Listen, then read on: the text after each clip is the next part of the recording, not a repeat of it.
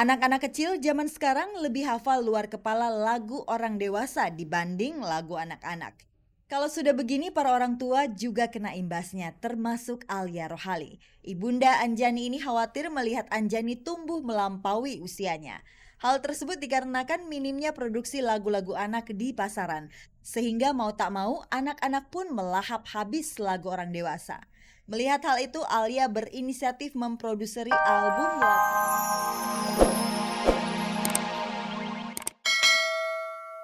Kemudian warnanya juga lebih kuat ya gitu. Aplikasinya juga bukan nggak terlalu banyak mutiara tapi kristal, diamond, kristal Swarovski. Oh biar aja dia yang statement. Toh aku nggak pernah statement bahwa aku mau begini ya. Mbak, sekarang wajar aja lah, manusia siapa cewek lagi. Siapa yang nggak kepingin menikah? Siapa yang nggak kepingin punya pasangan yang benar-benar gitu? Pasti kepingin, semua orang juga kepingin punya pasangan kan, berpasang-pasangan seperti itu. Cuma kan belum tahu waktunya, masih rahasia Allah. Sebagai penyanyi dangdut papan atas, Christina pasti butuh busana panggung yang wah. Apakah kebaya berhiaskan kristal Swarovski ini adalah salah satu busana panggung pesanan Christina? Rasanya tak masuk akal saja kalau Christina bergoyang di atas panggung dengan busana seformal dan semahal ini. Fitting baju kan aku biasa, kebaya segala macam. Aku kan penyanyi, aku sering banget satu minggu, satu bulan bisa 10 baju aku. Bukan sama satu desainer aja. Jadi aku beberapa teman desainer aku calling 2 3 baju. Jadi bisa sampai 10 lah. Jadi kadang buat aku hal yang biasa ya. Hal yang biasa untuk pemesanan baju, Mbak. Jadi kalau untuk fitting yang spesial, yang sakral untuk pernikahan itu belum sama sekali. Gaun pesanan Christina ini akan selesai pengerjaannya pada bulan April nanti. Dari sinilah gosip Christina akan menikah di bulan April itu berasal. Ada yang bilang aku tanggal sekian lah, bulan April merit, aku ketawa aja. Ya mungkin itu doa juga dari teman-teman supaya aku cepat ya, disuruh cepat merit ya, terima kasih. Tapi belum ada tuh sampai ke situ gitu. Jadi ya nanti tinggal tunggu kabar baiknya aja dari aku, seperti itu.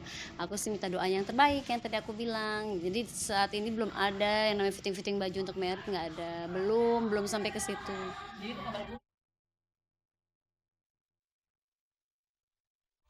Pemirsa, Alia Rohali kini tengah menekuni sebuah bisnis baru. Alia tengah memproduseri sebuah album khusus untuk anak-anak. Nah, ini merupakan sebuah bukti kepedulian dan keprihatinan Alia terhadap dunia anak-anak masa kini. Nah, kira-kira albumnya seperti apa ya? Dan pemirsa, yang namanya artis masuki dunia bisnis itu hal yang biasa. Buktinya lihat saja Eko Patrio. Dia semakin melebarkan sayapnya masuk ke bisnis media cetak dengan mengeluarkan sebuah majalah khusus untuk wanita. Nah, kira-kira majalahnya Eko ini seperti apa ya? Apakah syarat dengan humor? Dan kira-kira bagaimana strateginya Eko untuk bisa menjalankan bisnis teranyarnya ini? Kalau begitu kita tanyakan saja langsung kepada Eko. Ini dia liputannya.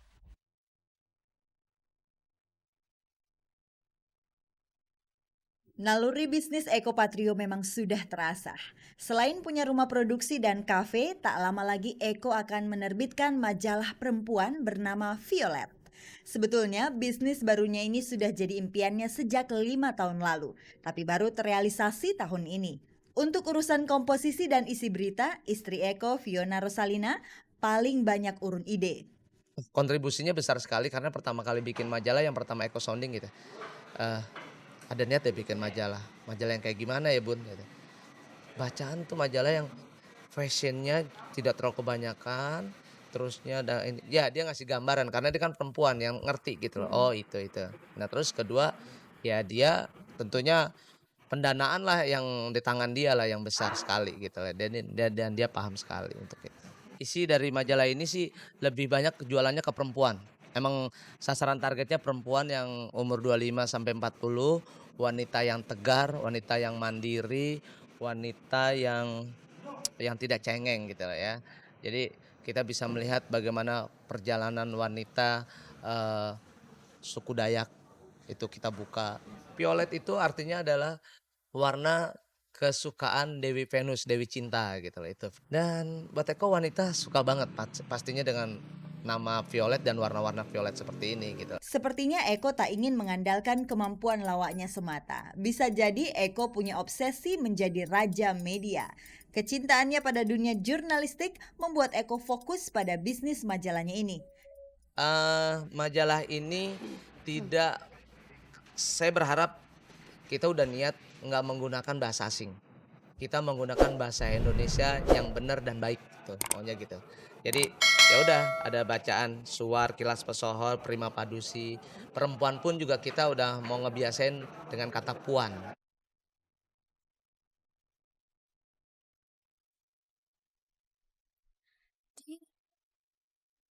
Anak-anak kecil zaman sekarang lebih hafal luar kepala lagu orang dewasa dibanding lagu anak-anak.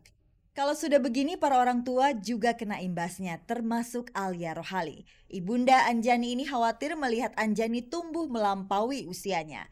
Hal tersebut dikarenakan minimnya produksi lagu-lagu anak di pasaran, sehingga mau tak mau anak-anak pun melahap habis lagu orang dewasa. Melihat hal itu, Alia berinisiatif memproduksi album lagu anak.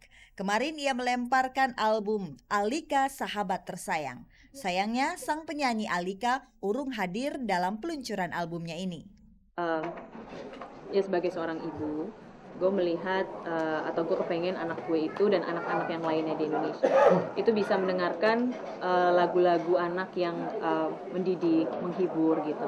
Karena kan selama ini bisa dibilang nggak terlalu rame lah gitu ya musik untuk anak-anak gitu, sehingga tidak bisa dipungkiri anak-anak kita itu dipaksa atau terpaksa untuk mendengarkan lagu-lagu orang dewasa. Ya saya sih ngeliat bakat anaknya dulu lah gitu, karena di sini pun saya kenapa memilih Alika karena saya tahu banget kemampuan vokalnya dia gitu, jadi dia sangat berbakat sekali, kemampuan vokalnya itu juga sangat bagus, jadi juga nggak sembarangan gitu dalam memilih siapa yang akan saya produseri gitu. Kalau nanti ternyata aja nih nggak bisa nyanyi, yang akan saya paksakan juga gitu.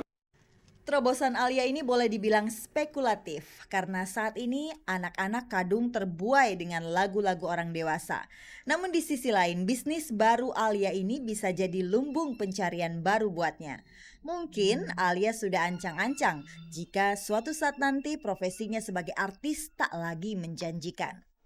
Mengapa saya optimis? Ya itulah, bisa dibilang kan nggak terlalu rame gitu untuk musik anak-anak gitu ya.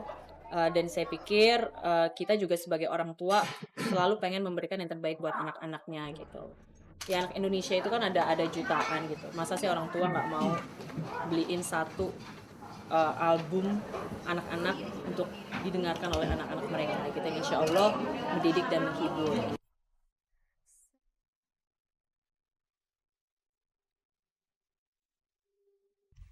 Pemirsa, wajah yang sedap dipandang oleh mata merupakan salah satu modal kesuksesan bagi seorang pemain sinetron. Tapi nggak cuma itu aja loh pemirsa. Buktinya kita saksikan saja aksi dari Indra Bruggman di mana cintanya diperebutkan oleh dua orang wanita sekaligus loh. Tapi kasihan Jonathan Frizzy pemirsa. Dia harus rela cintanya bertepuk sebelah tangan saja.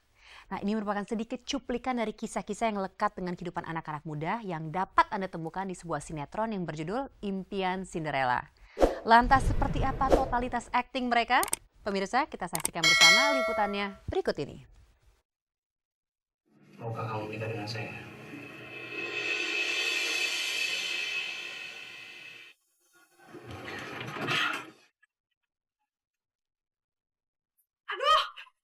Siapa sih yang berani nipu gue? Ada cincinnya. Ada cincin.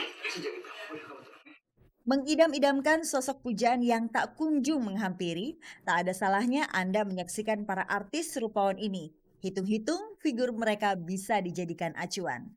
Lihat saja tampang ganteng Jonathan Frizzy dan Indra Bruggman. Pasti tak sedikit cewek-cewek menggilai mereka. Selain pesona kegantengan tersebut, wajah jelita Nana Mirdad dan Nadia Safira juga punya daya tarik tersendiri. Terbukti, wajah-wajah mereka jadi langganan di setiap sinetron yang tayang di RCTI. Kalau bagi aku sendiri sih mungkin iya, karena satu PH pastinya mengambil pemain-pemain cowok yang oke-oke itu untuk menarik perhatian penonton juga gitu kan, itu buat nilai plusnya. Kalau misalnya yang jelek juga nggak ada juga gitu loh, kayak kemarin ada FTV yang meranin siapa gitu. dua-duanya ganteng, gimana sih orang Indonesia menyukai mereka gitu. Aku terus tiba-tiba main dua-duanya pangeranku mereka gitu. Pemandangan indah. Dua-duanya buat aku sama-sama ganteng, dua-duanya punya kelebihan masing-masing. Mereka